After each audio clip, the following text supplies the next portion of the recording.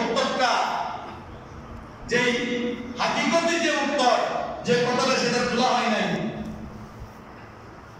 দুনিয়ার সাথে তাল মিলিয়ে দুনিয়ার কতগুলো অর্থ সেখানে সংযোজন করা হয়েছে। যদি আপনি কোনো হকানে আলেমের কাছে যান আপনাকে গভীর জ্ঞানের কথা সুন্দরভাবে সে ব্যক্তি আপনাকে বুঝিয়ে দিবেন। সুবহানাল্লাহ। এজন্য বলবো না ইয়াজাল তুমি এমন কোন আচরণ করিও না যে আচরণটা মূর্খের আচরণ। এজন্য বলছে যে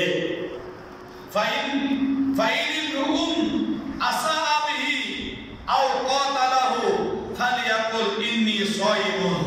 কোন ব্যক্তি যদি নিজ থেকে এসে আপনার সাথে যদি ঝগড়া লিপ্ত হতে চায়, ঝগড়া করতে চায়, আপনার সাথে যদি মারামারি করতে আসে, আল্লাহ নবী বলছেন ওগো আমার উম্মত আপনি বলুন ইন্নী সাইমুন, আমি তো রোজাদার, রোজা রেখেছি।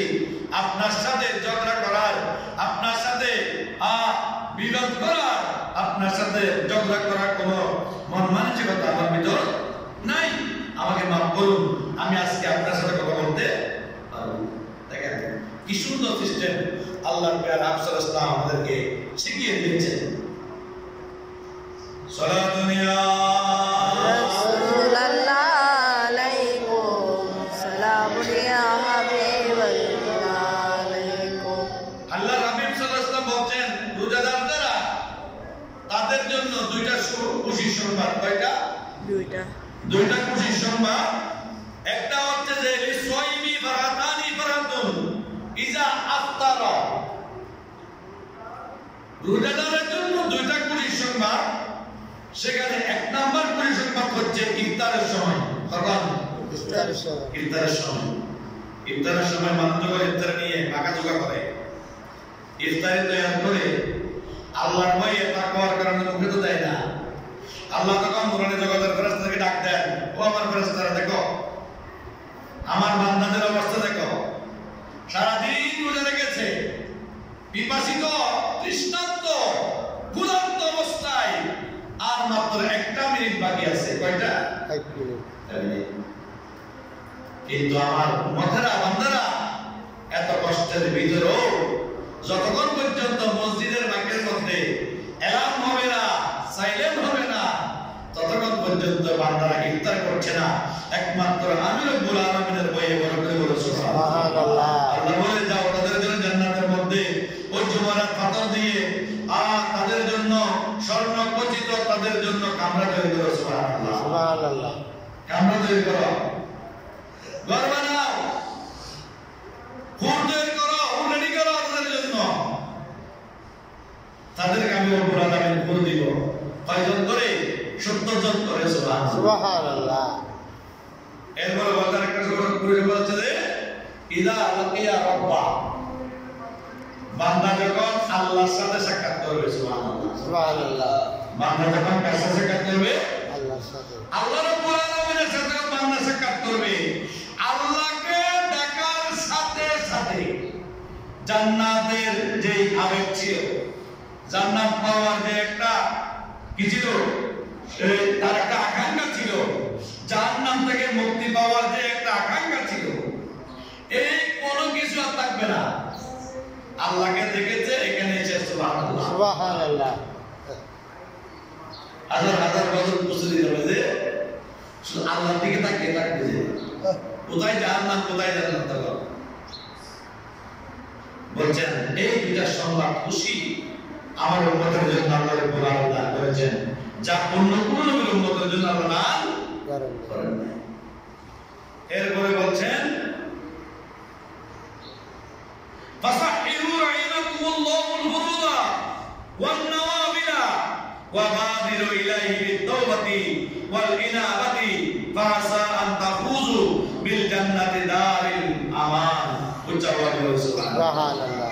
আল্লাহ রাব্বুল বলতেন তোমরা ফরজ এবং নফল ইবাদতগুলো যথাযথ আদায় করো। ফরজ এবং নফল ইবাদত যথাযথ আদায় করো, কিন্তু নফল করো না। নফল করলে সব বললে গুনাহ নাই, আল্লাহ রাব্বুল জোর দিয়েছেন, বলেছেন ফরজ এবং নফল ইবাদতগুলো তোমরা যথাযথভাবে আদায় করো। কেন? এবং তোমরা অতি তাড়াতাড়ি আল্লাহর দরবারে খাঁটি অন্তর তওবা করো, খাঁটি অন্তর দিয়ে তওবা করো।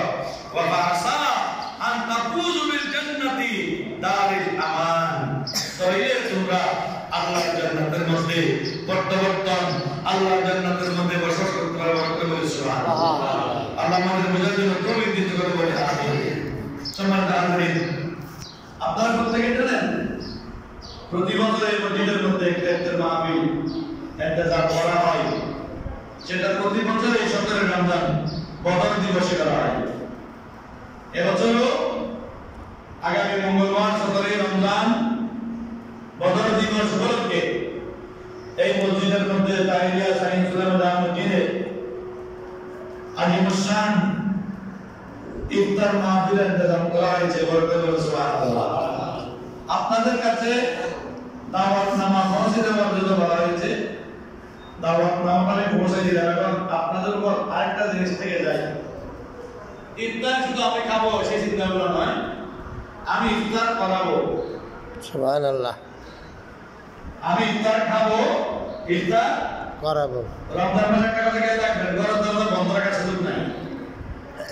ইফতার টাইম হবে, সেহরির টাইম হবে, তখন অনেকে ঘরের দরজা বন্ধ করে রাখে। ঘরের দরজা বন্ধ করে রাখার সুযোগ নাই। এমনও হইতে পারে কোন রোজাদার আপনার দরজার মধ্যে ইফতারের টাইম বর্ধিত হইতে পারে। যখন সে দরজা যখন বন্ধ থাকবে তখন সে আবার ফিরতে চলে যেতে পারে। আল্লাহ বলছেন না, কোন রোজাদার যেন তোমার দরজা থেকে মুক্ত হয়ে কিনা যায়, মুক্ত হয়ে ফিরে না যায়, সে যেন তোমার কাছ থেকে কোনো না কোনো কিছু একটা কি পায়, খাদ্যদ্রব্য উপহার পায় করে দেবে। সুবহানাল্লাহ। দেখেন আমরা চাই সেখানে শরীক হওয়ার জন্য। আপনারা কে কিভাবে শরীক হবেন? প্রতি বছর যেভাবে আপনারা শরীক সামিল হয়ে যান, এবছর